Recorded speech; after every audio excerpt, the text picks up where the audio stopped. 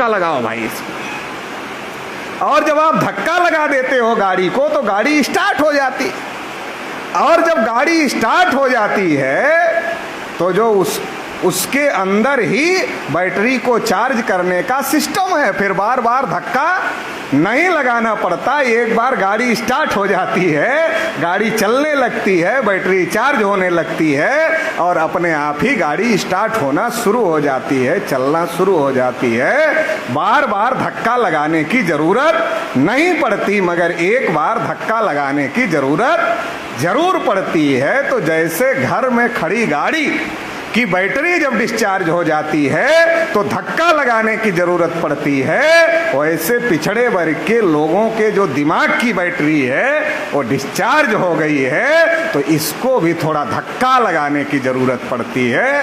और जब धक्का लगता है, इस बात से धक्का लगता है कि जानवरों की होती है, कुत्तों की होती है, हिजड़ों की भी होती है, मगर पिछड़ों की नहीं होती है। इस बात से हर ओबीसी के दिमाग पर धक्का लगता है, अरे जानवरों की होती है, कुत्तों की होती है, हिजड़ों की होती, हमारी नहीं होती। इतना गए गुजरे, नहीं तो ओबीसी का आदमी क्या सोचता है, अरे हम ग्राम पंचायत में प्रधान हैं, सरपंच हैं, डिस्ट्रिक्ट बोर्ड में मेंबर हैं, डिस्ट्रिक्ट बोर्ड के चेयरमैन हैं, हमारे समाज का आदमी एमपी है, हमारे समाज का आदमी एमएलए है, हमारे समाज का आदमी चीफ मिनिस्टर है, हमारे समाज का आदमी डिप्टी चीफ मिनिस्टर है। अरे हम कहाँ से बैकवर्ड है? हमारे समाज का आदमी क्या लगता है, अरे हम कहाँ से बैकवर्ड है? इतना हमारे समाज के लोग हैं फिर भी हम बैकवर्ड है, लगता ही नहीं कि हम बैकवर्ड हैं। और जब लगेगा नहीं हम बैकवर्ड हैं तो लड़ाई कैसे लड़े? तो हमारे आदमी को हम बैकवर्ड हैं ये कहने में भी समस्या है, हमारे आदमी को हम बैकवर्ड हैं ये कहने में भी समस्या है। तो हमारे लोगों ने क्या प्लान बनाया? हमारे लोगों ने प्लान बनाया कि बैकवर्ड पता चलता है लोगों को तो बड़ी बेइज्जती होती है, हम बैकवर्ड। तो हमारे लोगों ने कहा फॉरवर्ड बन जाते हैं, बैकवर्ड बनने से ठीक नहीं लग रहा है तो फॉरवर्ड बन जाते हैं। अगर अपनी जाति का टाइटल लगाएंगे तो बैकवर्ड के बैकवर्ड ही रहेंगे। तो फॉरवर्ड बनना है तो फॉरवर्ड बनने का बढ़िया और आसान तरीका हमारे ओबीसी समाज के लोगों ने निकाला। और वो कौन सा तरीका निकाला? फॉरवर्ड की टाइटल लगाओ, फॉरवर्ड हो जाए। कितना आसान तरीका निकाला?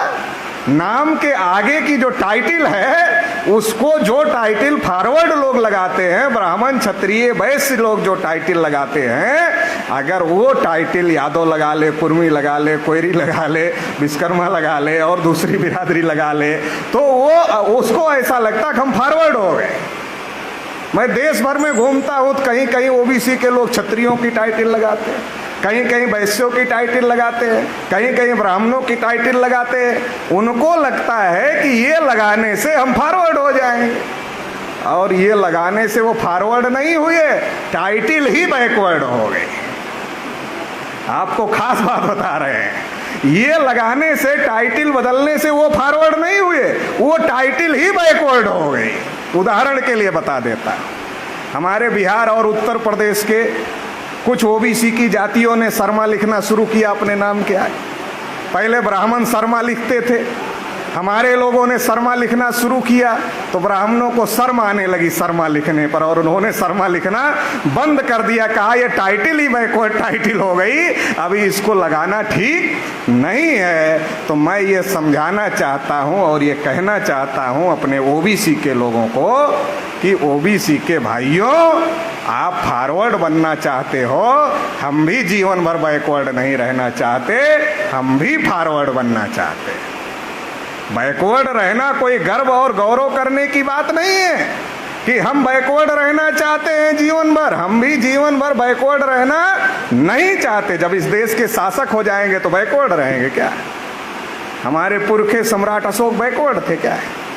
तो बैकवर्ड नहीं थे। आज हम लोग बैकवर्ड हो गए, हमारे पुरखे बैकवर्ड नहीं थे। भारत को अखंड भारत बनाया, भारत को विश्व गुरु बनाया, भारत को सोने की चिड़िया बनाया। ऐसे जो हमारे पुरखे थे वो बैकवर्ड कैसे हो सकते थे? वो बैकवर्ड नहीं थे, लेकिन आज हम लोग बैकवर्ड हो गए हैं। अगर आज हम लोग बैकवर्ड हो गए हैं, अगर बीमार हो गए हैं, तो हमें पहले स्वीकार करना पड़ेगा कि हम बीमार हो गए हैं।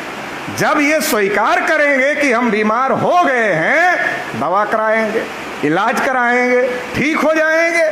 ठीक हो जाएंगे तब ये कहने की जरूरत नहीं है कि हम बीमार हैं। लेकिन जब तक बीमार हैं तब तक स्वीकार करना पड़ेगा कि हम बीमार हैं। आज की तारीख में हम लोग बैकवर्ड हो गए हैं और ब्राह्मणों ने हमको बैकवर्ड बना दिया है, तो पहले इसे स्वीकार करना पड़ेगा कि आज की तारीख में हम बैकवर्ड हैं।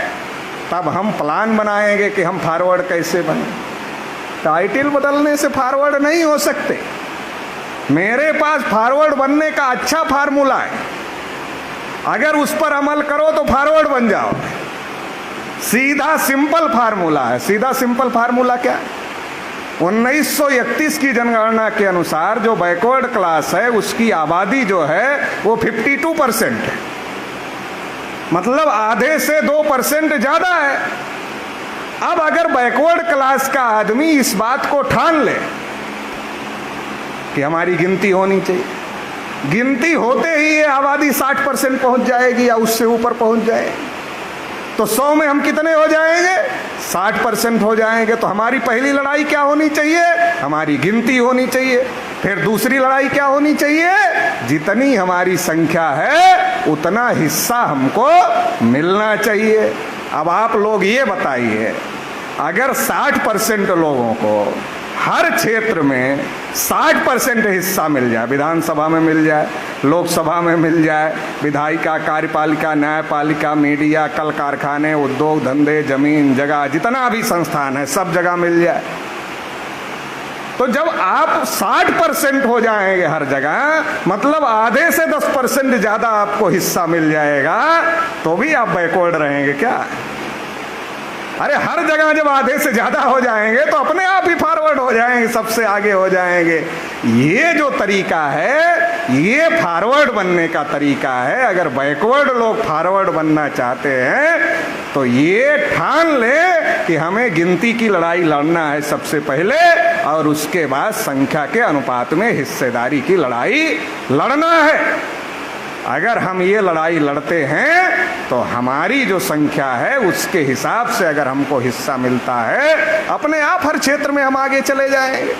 और संख्या के आधार पर लोकतंत्र में हम इस देश के शासक बन जाएंगे। तो शासक कभी बैकवर्ड होता ही नहीं है। शासक बैकवर्ड थोड़ा ही होता, शासक बैकवर्ड नहीं होता है।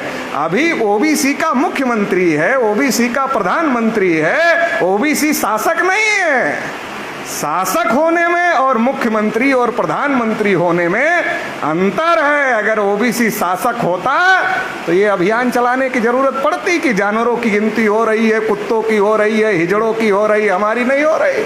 ये अभियान चलाने की जरूरत इसलिए पड़ रही है कि ओबीसी शासक नहीं है, एससी एसटी शासक नहीं है। एससी एसटी ओबीसी माइनॉरिटी अगर इनको मिला दिया जाए ये 90% हो जाते हैं, और 90% जो लोग हैं वो देश में अधिकार वंचित लोग हैं। 90% जो लोग हैं वो देश में गुलाम लोग हैं। चाहे जितना आज़ादी का महोत्सव मना लो, मोदी जी ने भाषण दिया कि गुलामी की सोच से बाहर आना चाहिए, गुलामी की मानसिकता से बाहर आना चाहिए। तुम गुलाम बनाने का काम कर रहे हो, और लोग गुलामी की मानसिकता से कैसे बाहर आ जाए?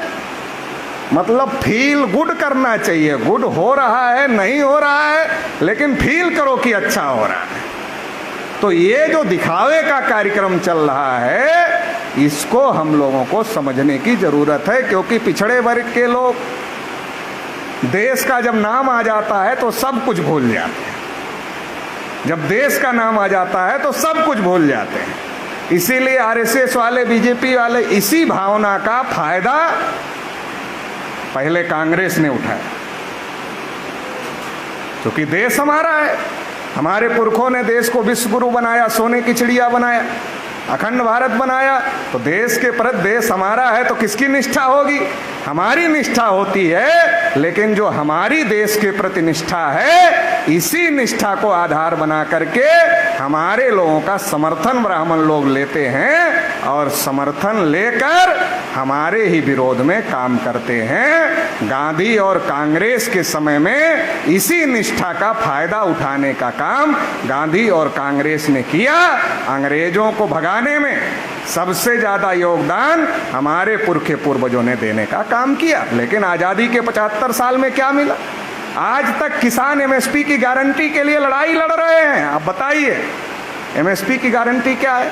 मिनिमम सपोर्ट प्राइस, न्यूनतम समर्थन मूल्य। अधिकतम नहीं मांग रहे, न्यूनतम मांग रहे। न्यूनतम भी सरकार देने के लिए तैयार नहीं, अधिकतम नहीं मांग रहे किसान, न्यूनतम मांग रहे, और सरकार न्यूनतम देने के लिए तैयार नहीं। सरदार वल्लभ भाई पटेल किसानों के बहुत बड़े नेता, और सरदार वल्लभ भाई पटेल ने पूरे देश भर में गांधी जी के साथ किसानों को जोड़ने का काम किया। गांधी जी ने कहा, अगर मुझे सरदार पटेल नहीं मिलते तो मैं सफल नहीं होता। ये बात गांधी जी को हमेशा याद थी। एक समय भूल गए। कब भूल गए? जब सरदार वल्लभ भाई पटेल को देश का प्रधानमंत्री बनाने का मौका आया तो गांधी जी भूल गए। कांग्रेस महासमिति का चुनाव चल रहा है, नेहरू के फेवर में कोई वोट आ नहीं रहा था, कृपलानी जी संचालन कर रहे थे। गांधी जी ने नेहरू जी को कहा, लोग आपको प्रधानमंत्री नहीं बनाना चाहते, लोग सरदार पटेल को प्रधानमंत्री बनाना चाहते हैं, आपका क्या कहना है? नेहरू जी गांधी जी के साथ बहुत दिन तक रहे तो गांधी जी के मौन की ताकत को जानते थे। तो इसलिए जब गांधी जी ने यह सवाल पूछा नेहरू जी से कि लोग तो सरदार पटेल को चुन रहे हैं, आपका क्या कहना है, तो नेहरू जी चुप रहे और गांधी जी सब कुछ समझ गए। और जब गांधी जी सब कुछ समझ गए तो उन्होंने जेबी कृपलानी को कहा कि सरदार पटेल को पर्ची दे दो कि सरदार पटेल अपना नाम वापस ले। सरदार पटेल ने सोचा जेबी कृपलानी के पर्ची देने से अगर हमने नाम वापस ले लिया तो गांधी जी एक्सपोज नहीं होंगे। गांधी जी पर्ची दिलवा रहे हैं, लोगों को पता चलना चाहिए कि गांधी जी पर्ची दिलवा रहे हैं। इसलिए सरदार पटेल ने वो पर्ची, जेबी कृपलानी ने सरदार पटेल को बढ़ाई तो सरदार पटेल ने वो पर्ची गांधी जी को बढ़ा दिया। गांधी जी ने दोबारा वो पर्ची जेबी कृपलानी को बढ़ा दिया और कृपलानी ने दोबारा वो पर्ची सरदार पटेल को बढ़ा दिया। तो इससे ये बात सबको पता चल गई कि सरदार पटेल ने अपने मन से नाम वापस नहीं लिया, बल्कि गांधी जी के कहने पर नाम वापस लेने का काम किया। ये बात सबको पता चल गई। उस समय डॉक्टर राजेंद्र प्रसाद से लेकर तमाम जो कांग्रेस के बड़े नेता थे, उन्होंने इसका विरोध किया था कि गांधी जी क्या कर रहे हैं। गांधी जी से लोगों ने पूछा, आपने ऐसा क्यों किया? तो गांधी जी ने क्या कहा? नेहरू 2 नंबर का पद स्वीकार नहीं करते। गांधी जी ने क्या कहा? नेहरू 2 नंबर का पद स्वीकार नहीं करते। हमारे बैकवर्ड क्लासेज के लोग तब से रट्टा लगा रहे हैं। कब से? जब से नहीं बनाया गया तब से रट्टा लगा रहे हैं। क्या रट्टा लगा रहे हैं? सरदार पटेल को प्रधानमंत्री नहीं बनाया गया, सरदार पटेल को प्रधानमंत्री नहीं बनाया गया, सरदार पटेल को प्रधानमंत्री नहीं बनाया गया। क्यों नहीं बनाया गया ये बताए, ये पता ही नहीं बनाया गया, इतना बता रहे हैं। क्यों नहीं बनाया गया ये सवाल है ना। नहीं बनाया गया ये तो पता हो गया सबको, क्यों नहीं बनाया। अगर क्यों नहीं बनाया गया इसकी जड़ तक जाते तो आज सेंटर में बीजेपी की गवर्नमेंट नहीं होती। क्यों नहीं बनाया गया, अगर इसकी जड़ तक गए होते तो आज सेंटर में बीजेपी की गवर्नमेंट नहीं होती। जब हमारे बैकवर्ड के क्लास के लोग के हल्ला मचा रहे थे तो आरएसएस बीजेपी के लोगों ने सुना, कहा मुद्दा तो अच्छा है, एक बार कांग्रेस ने उपयोग कर लिया, एक बार हम भी देख लेते। तो हमारे लोगों के सुर में सुर मिलाने का काम बीजेपी के लोगों ने भी करना शुरू किया कि सरदार पटेल को प्रधानमंत्री नहीं बनाया गया, नहीं बनाया गया, नहीं बनाया गया। फिर बीजेपी वालों ने कहा कि अब हम सरदार पटेल की दुनिया की सबसे बड़ी मूर्ति बनाएं। तो हमारे लोग खुश हो गए, हमारे लोग खुश हो गए। और फिर क्या कहा? मगर ये मूर्ति बनाने के लिए लोहा चाहिए। तो लोहा कहां से आएगा? तो जो किसान है उसके घर से आएगा। तो किसानों के घर घर लोहा मांगा। लोहे की कमी बीजेपी के पास पैसे की कमी नहीं है। पैसे की कमी सरकार के पास में नहीं है। क्यों किया? आपकी भावनाएं बीजेपी के साथ में जुड़नी चाहिए, इसके लिए किया। पहले कांग्रेस ने भावनाएं जोड़ा, और कांग्रेस जब सरदार पटेल जीवित थे तो सरदार पटेल ने कांग्रेस को मजबूत किया, और कांग्रेस ने सरदार पटेल के साथ धोखा किया। अगर सरदार पटेल को मानने वाले लोगों ने ये सबक लिया होता कि सरदार पटेल को देश का प्रधानमंत्री क्यों नहीं बनाया गया, अगर ये सबक लिया होता तो ये पता चलता कि गांधी जी कह रहे हैं कि नेहरू दूसरे 2 नंबर का पद स्वीकार नहीं करते। इसका मतलब गांधी जी क्या कह रहे हैं? इसका मतलब गांधी जी ये कह रहे हैं कि नेहरू जाति से ब्राह्मण थे, ब्राह्मण वर्ण व्यवस्था में पहले नंबर पर है, तो शासन में 2 नंबर पर कैसे आ? गांधी जी क्या कह रहे थे इनडायरेक्टली? कि वर्ण व्यवस्था में नेहरू ब्राह्मण है, ऊपर है, तो प्रशासन में 2 नंबर पर कैसे आएंगे? इसलिए हमने वर्ण व्यवस्था को फॉलो करते हुए उन्हें 1 नंबर पर करने का काम किया। नहीं तो किसी मामले में भी नेहरू सरदार पटेल से योग्य नहीं थे। बैरिस्टर थे सरदार पटेल, नेहरू भी बैरिस्टर थे। पढ़ाई लिखाई के मामले में सरदार पटेल कम नहीं थे, उम्र के मामले में ज़्यादा थे, आज़ादी की लड़ाई के मामले में ज़्यादा थे, जन समर्थन के मामले में बहुत आगे थे, और प्रशासनिक क्षमता के मामले में जब पूरे देश की रियासतों को इकट्ठा करने का मामला आया तो ये भी साबित हो गया कि प्रशासनिक क्षमता के मामले में भी सरदार पटेल नेहरू से बहुत आगे थे। तो इसका मतलब किसी मामले में सरदार पटेल नेहरू से कम नहीं थे, केवल एक मामले में कम थे कि वो ब्राह्मण के घर नहीं पैदा हुए, किसान के घर पैदा, ब्राह्मण के घर नहीं पैदा हुए, किसान के घर पैदा हुए, ये उनकी समस्या थी और इसलिए नहीं बनाया गया। अगर सरदार पटेल को मानने वाले लोगों ने इस बात को समझा होता कि एक ब्राह्मण ने धोखा किया तो फिर दूसरे ब्राह्मण को सपोर्ट क्यों करते? अगर इसको समझा होता तो कांग्रेस के ब्राह्मण ने धोखा दिया तो बीजेपी के ब्राह्मण को सपोर्ट क्यों करते? नहीं करते। मगर एक बार सरदार पटेल थे तो कांग्रेस के ब्राह्मण मजबूत हो गए, क्योंकि उन्होंने कांग्रेस को मजबूत करने का काम किया और उन्होंने पिछड़े वर्ग के लोगों का सत्यानाश कांग्रेस के ब्राह्मणों ने करने का काम किया। और अब सरदार पटेल नहीं है तो उनका नाम लेकर बीजेपी के ब्राह्मण मजबूत हो गए, सत्ता में आ गए, आरएसएस के ब्राह्मण मजबूत हो गए, सत्ता में आ गए, और आरएसएस के ब्राह्मण आज ओबीसी का और किसानों का सत्यानाश कर रहे हैं। 3 कानून किसानों, पहले किसानों से लोहा इकट्ठा किया, सरदार पटेल की मूर्ति खड़ा किया, फिर किसानों के खिलाफ 3 कानून ले आए। तो ये सारा का सारा मामला ये है कि हमें हमारा दोस्त कौन है, हमारा दुश्मन कौन है, ये हमको समझना पड़ेगा, ये हमको जानना पड़ेगा, और इसके लिए हमें हमारे पुरखों का इतिहास जानना पड़ेगा। छत्रपति साहू महाराज के स्मृति के 100 साल पूरे हो गए। आज देश में आरक्षण बहुत बड़ा विषय बना हुआ है। बैकवर्ड को आरक्षण चाहिए, शेड्यूल कास्ट को आरक्षण है, शेड्यूल ट्राइब को आरक्षण है, जिन जातियों को आरक्षण नहीं मिला वो लड़ाई लड़ रही हैं, जिनको कम मिला वो ज़्यादा की लड़ाई लड़ रही हैं, और जिनका 80% कब्जा है वो 10% और ले लिए कानून बनाकर। इसका मतलब आज की तारीख में आरक्षण का विषय 100% आबादी का विषय हो गया है। देश की 100% आबादी का विषय आरक्षण का विषय हो गया है। लेकिन आपने किसी भी अखबार में आर्टिकल नहीं पढ़ा होगा कि आरक्षण का जन्म कैसे, आरक्षण को सबसे पहले किसने लागू किया, ऐसा कोई आर्टिकल आपने किसी भी अखबार में नहीं पढ़ा होगा। आमतौर पर जब कोई विषय चर्चा का विषय बनता है तो उसकी शुरुआत कहाँ से हुई, कैसे हुई, पहले क्या हुआ, उसके बाद क्या हुआ, उसके बाद क्या हुआ, ऐसा आर्टिकल अखबार वाले अखबारों में लिखते। मगर आरक्षण के बारे में ऐसा कोई आर्टिकल नहीं आता कि इसकी शुरुआत कब हुई। क्यों नहीं आता? क्योंकि अगर इस पर चर्चा शुरू करनी होगी तो ज्योतिबा फूले को छत्रपति साहू महाराज की चर्चा करनी होगी। तो जो ज्योतिबा फूले और छत्रपति साहू महाराज को दबा दिया गया है ऊपर आ जाएगा। जो दबा दिया गया है ऊपर आ जाएगा। बैकवर्ड देखे, अरे ये हमारे पूर्वजों ने ये इतना बड़ा बड़ा काम किया, पढ़ना शुरू कर देगा, पढ़ना शुरू कर देगा, जान जाएगा, दोस्त दुश्मन की पहचान हो जाएगी, और दोस्त दुश्मन की पहचान हो जाएगी तो आरएसएस के कहने पर उधर नहीं जाएगा लड़ाई लड़ने के लिए जिधर जा रहा है। फिर जिधर ज्योतिबा फूले ने कहा लड़ने के लिए, जिधर साहू महाराज ने कहा लड़ने के लिए, उधर लड़ेगा। तो इसलिए साहू महाराज के बारे में कोई चर्चा नहीं है। हमारे समाज में बहुत सारे संगठन चलाने वाले लोग हैं।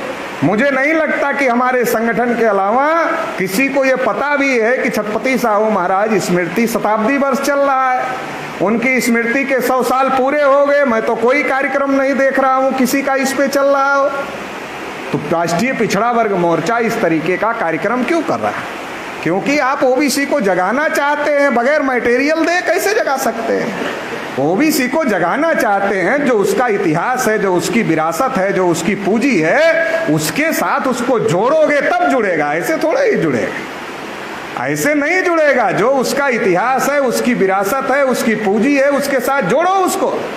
इतिहास हमारी विरासत है, हमारी पूंजी है। एक राजा का लड़का अगर राजमहल में पैदा हो तो राजकुमार होता है, और अगर कहीं लावारिस मिल जाए, खून राजा का ही है, अगर लावारिस मिल जाए लावारिस होता है, इतिहास कट गया, उससे खत्म हो गया। हमारे पुरखों का जो इतिहास है वो हमसे काट दिया गया, इसीलिए तो आज हमारी ये दुर्गति है। तो हमें हमारे पुरखों के इतिहास के साथ हमारे समाज के लोगों को जोड़ना होगा। देश में जो फूले साहू अम्बेडकरी मूवमेंट चला, इसके साथ एक बहुत बड़ी साजिश हुई, एक बहुत बड़ी धोखेबाजी हुई, जिसको चलाने वाले भी बहुत सारे लोग नहीं समझ पाए कि इस आंदोलन को दलित आंदोलन में कन्वर्ट कर दिया गया। जो बहुजन आंदोलन जिसको कहा जाता है, जिसको अम्बेडकरवादी आंदोलन कहा जाता है, उसको ब्राह्मणों ने साजिश करके दलित आंदोलन में कन्वर्ट कर दिया। आज अगर आप ओबीसी की बस्तियों में जाओ और बाबा साहब अम्बेडकर का नाम लो तो कहते हैं ये चमारों के नेता थे। उनको नहीं पता है, ना उनको कोई बता रहा है। बहुजन अगर आप कहो तो उनको ये भी नहीं पता कि बहुजन में ओबीसी भी शामिल होता है। उनको लगता है बहुजन मतलब शेड्यूल कास्ट। तो ये जो सारा मूवमेंट था, इस मूवमेंट को दलित मूवमेंट में कन्वर्ट कर दिया है, और इसकी वजह से ये सफल नहीं हो रहा है। जब तक इस मूवमेंट में बैकवर्ड क्लास के लोग सहभागी नहीं होंगे तब तक ये मूवमेंट सफल नहीं हो सकता है। अब अगर बैकवर्ड क्लास के लोगों को इस मूवमेंट में शामिल कराना है तो बैकवर्ड क्लास के महापुरुष कौन थे, उन्होंने इस मूवमेंट को कैसे चलाया, कैसे आगे बढ़ाया, ये बातें बैकवर्ड क्लास के लोगों को समझानी पड़ेगी, बतानी पड़ेगी। जब बताएंगे, समझाएंगे तो वो इस मूवमेंट में आने के लिए तैयार होंगे, और जब वो इस मूवमेंट में आएंगे तो ये मूवमेंट सफल हो जाएगा। तो इसलिए राष्ट्रीय पिछड़ा वर्ग मोर्चा के द्वारा हम लोग ये कोशिश कर रहे हैं। इसलिए विषय लगाया साहू महाराज पर, इसलिए ये भी विषय लगाया फूले साहू अम्बेडकर की विचारधारा ही पिछड़े वर्ग के लोगों को उनके हक अधिकार दिला सकती है। ये लगाने के पीछे, विषय लगाने के पीछे का मकसद है, क्योंकि लोग नहीं जानते, ज्योतिबा फूले के बारे में नहीं जानते, साहू महाराज के बारे में नहीं जानते, बाबा साहब अम्बेडकर के बारे में जानते हैं। कितना जानते हैं? इन्होंने शेड्यूल कास्ट के लोगों को आरक्षण दे दिया, हमको नहीं दिया। कितना जानते हैं? शेड्यूल कास्ट को दे दिया और हमको नहीं दिया, क्योंकि आधा ब्राह्मणों ने बता दिया। पहले इतना ही पता था, शेड्यूल कास्ट को दे दिया, फिर ब्राह्मणों ने बता दिया तुमको नहीं दिया। ब्राह्मण कैसे बताते पता है?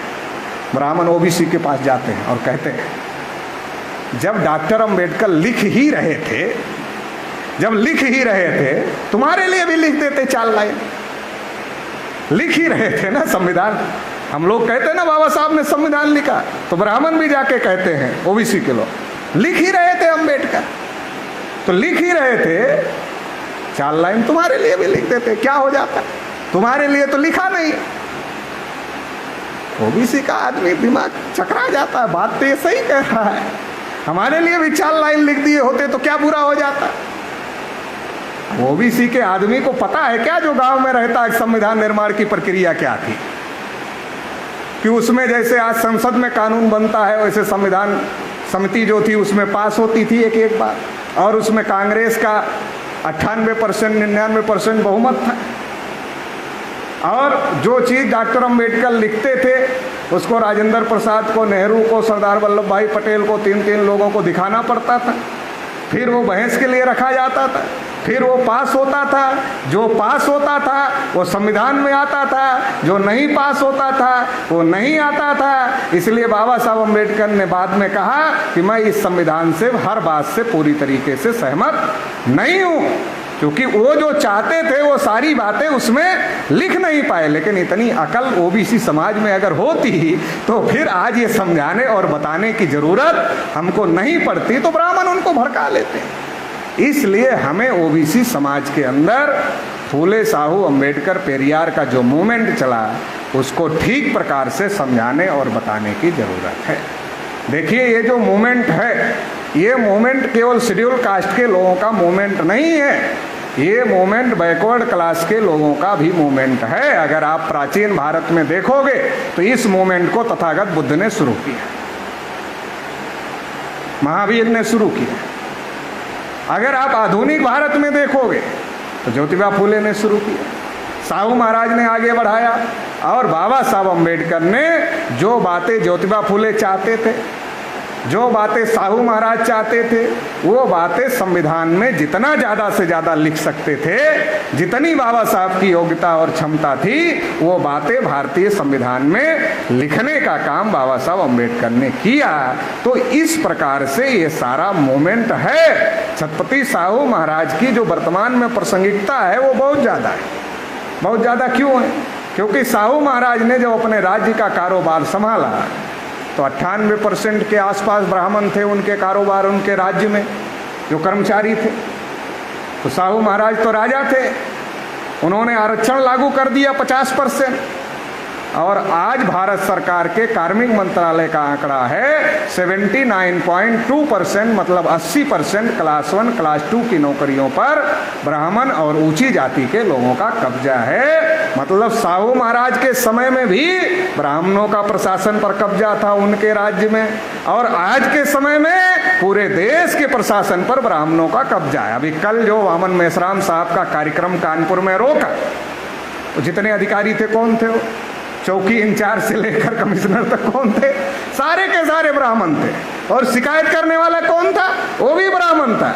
शिकायत करने वाला ब्राह्मण, फैसला लेने वाले अधिकारी ब्राह्मण, तो फैसला क्या हो? फैसला लेने वाले अधिकारी भी ब्राह्मण, शिकायत करने वाले भी ब्राह्मण, तो फैसला क्या होगा? फैसला तो वही होगा जो ब्राह्मण चाहते हैं, जब सब ब्राह्मण हैं तो साहू महाराज ने 50% आरक्षण लागू। साहू महाराज के राज्य के कर्मचारी इकट्ठा होकर के साहू महाराज के पास गए और कहा, महाराज इनको कुछ नहीं आता जाता, अयोग्य लोगों को आपने भर्ती कर लिया है, इससे बहुत नुकसान हो जाएगा।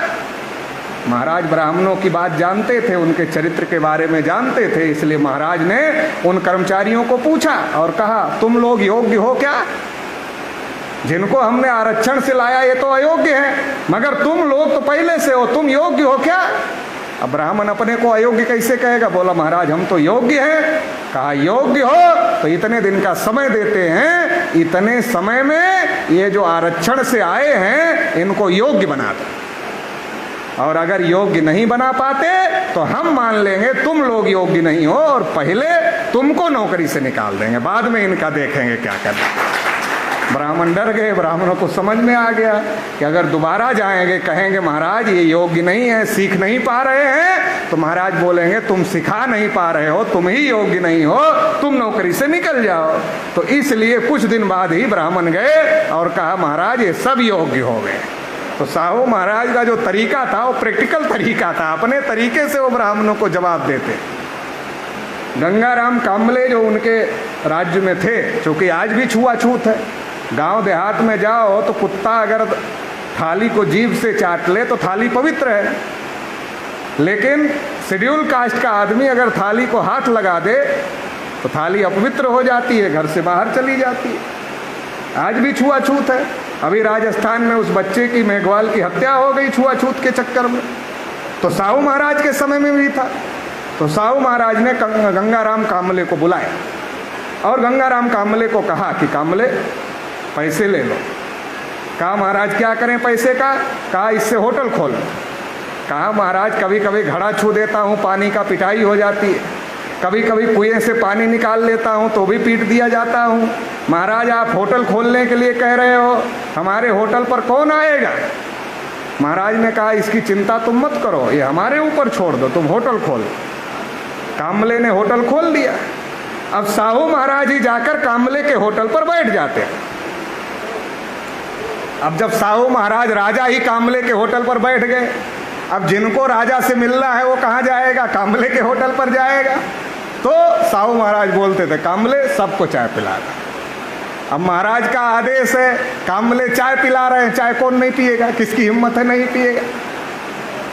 एट्रोसिटी कानून बाद में आया, पहले साहू महाराज ने अपने राज्य में छुआछूत के खिलाफ कानून बनाया। पता ही नहीं है ओबीसी के लोगों को, ओबीसी के लोगों को नहीं पता है। एट्रोसिटी कानून शेड्यूल कास्ट के ऊपर छुआछूत भेदभाव कोई करेगा उसके ऊपर उसके खिलाफ कानून अपने राज्य में बनाने का काम छत्रपति साहू महाराज ने किया। बहुत सारे ओबीसी के लोगों के साथ उस कानून का दुरुपयोग होता है, इसलिए बहुत सारे ओबीसी के लोग हमको सवाल पूछते रहते हैं, पटेल जी एट्रोसिटी एक्ट का क्या है? हमारे ऊपर लग जाता है। लगता कैसे पता है? जब किसी ओबीसी और ब्राह्मण का झगड़ा होता है तो ब्राह्मण किसी कमजोर टाइप के शेड्यूल कास्ट के आदमी को ढूंढता है और उसके नाम से एप्लीकेशन दे के ओबीसी के ऊपर शेड्यूल कास्ट का एक्ट लगवा देता है।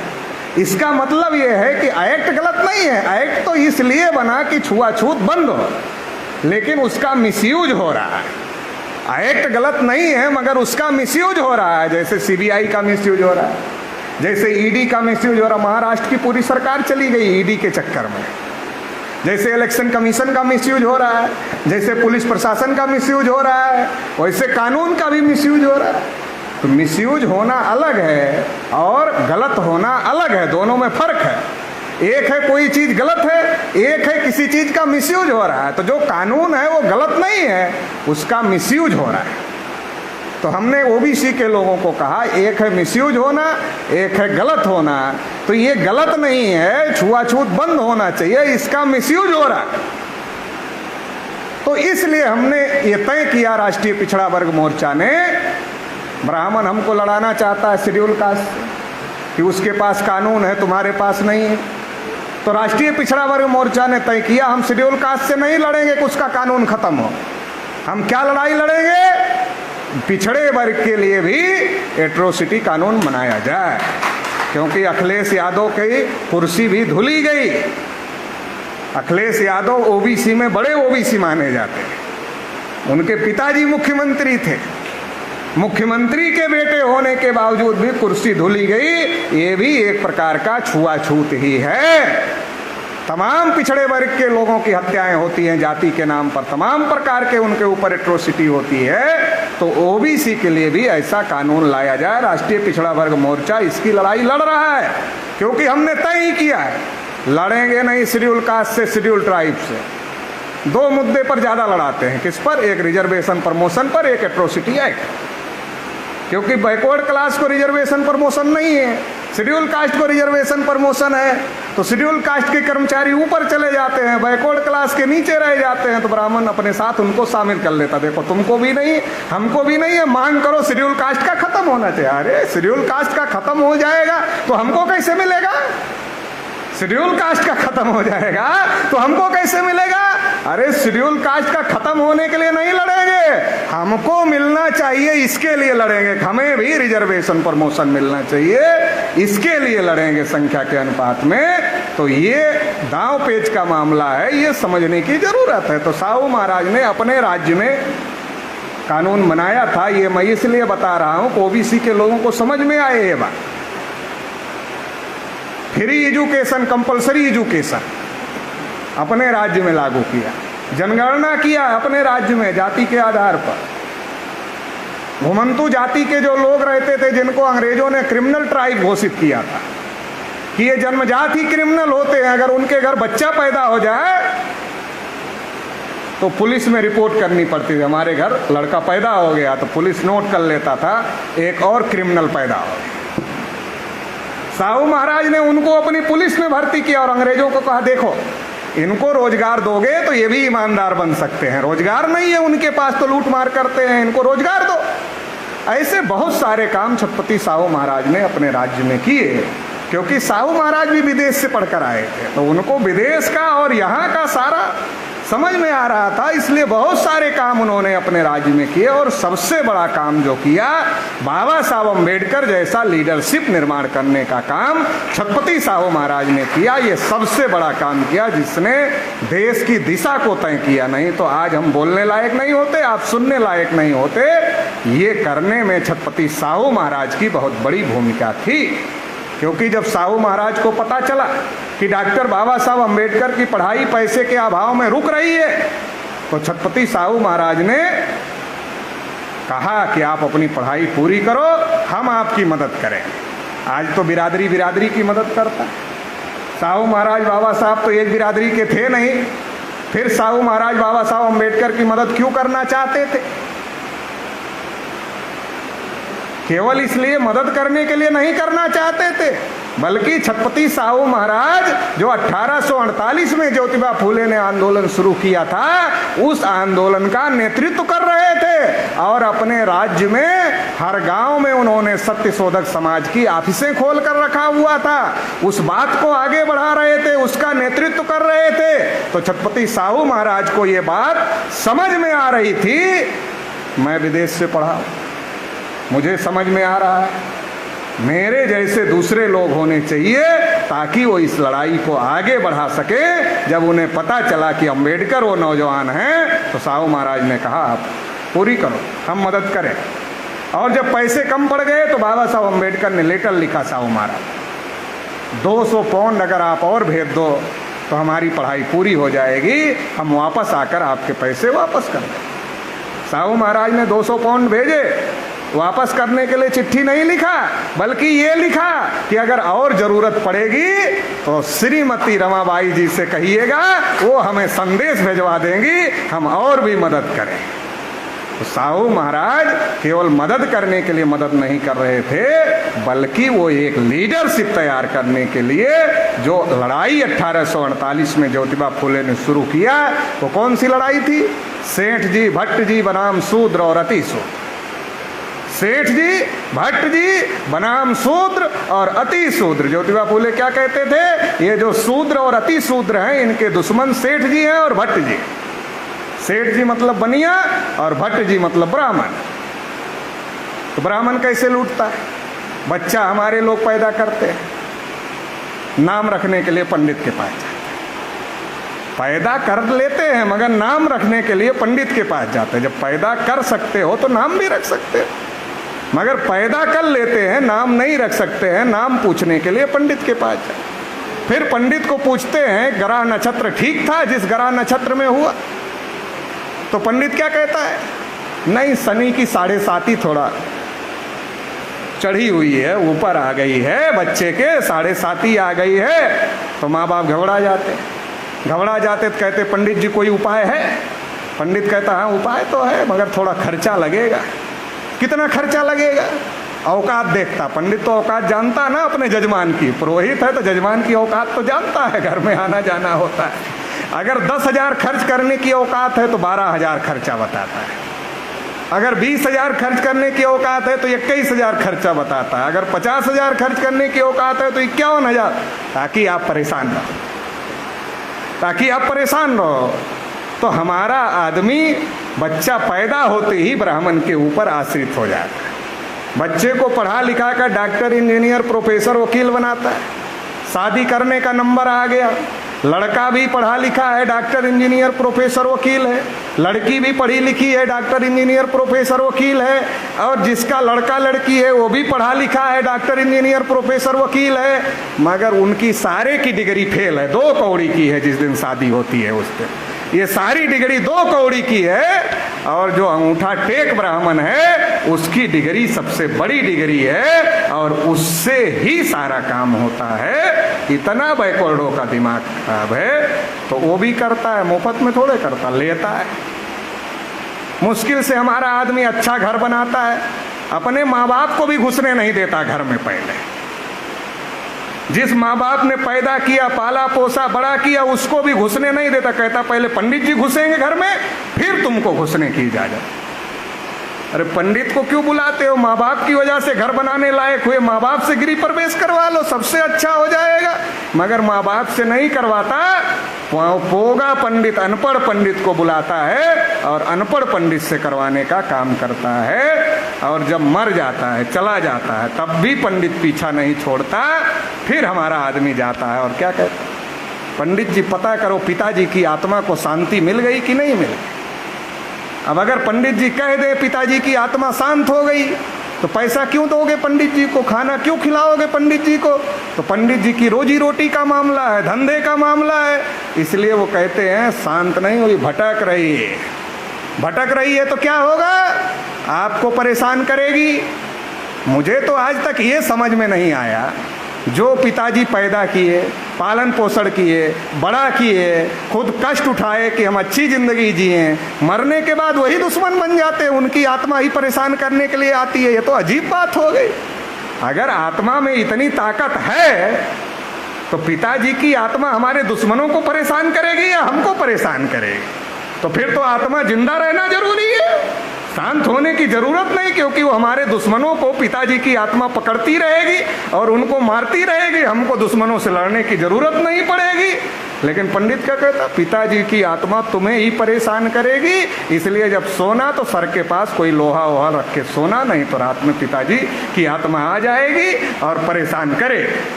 तो हमारा आदमी पिताजी की आत्मा को शांत करने के लिए जिसकी जैसी औकात है, 21 ब्राह्मण, 51 ब्राह्मण, 101 ब्राह्मण, 501 ब्राह्मण ऐसे खिलाता है। कभी कभी इतने ब्राह्मण बुलाता है कि इलाके में उतने ब्राह्मण नहीं होते। तो हमारा आदमी वापस जाता है पुरोहित के पास और कहता, पंडित जी 501 ब्राह्मण तो खिलाना चाहते थे, मगर हमारे इलाके में 501 ब्राह्मण है ही नहीं। तो पंडित जी कोई उपाय निकालो। पंडित जी कहते हैं, जजमान दक्षिणा की व्यवस्था करो, पंडित की व्यवस्था हम कर लेंगे। तो पंडित पूरे जिले के ब्राह्मण को बुला लेता है उसके घर पे, और वो खाते भी हैं और दक्षिणा भी लेते हैं और लेके चल देते हैं। और फिर हर साल पितरपक्ष का भी जुगाड़ बना के रखा हुआ है।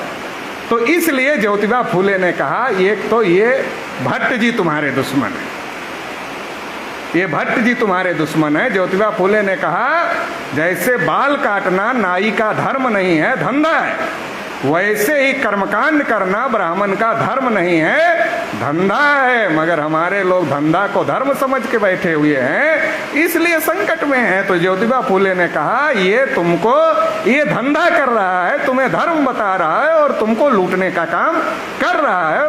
कोर्ट से केस जीता ज्योतिबा फूले ने इसके लिए।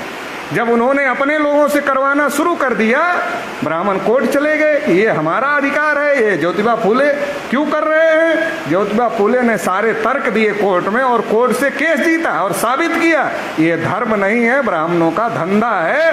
कोर्ट में जो है साबित करने का काम किया। तो ये तो भट्ट जी की कहानी है। दूसरा सेठ जी का मामला है। किसान हो गए आप लोग, हम भी किसान के घर पैदा। जब फसल आती है, हमारा आदमी बनिया के पास जाता है।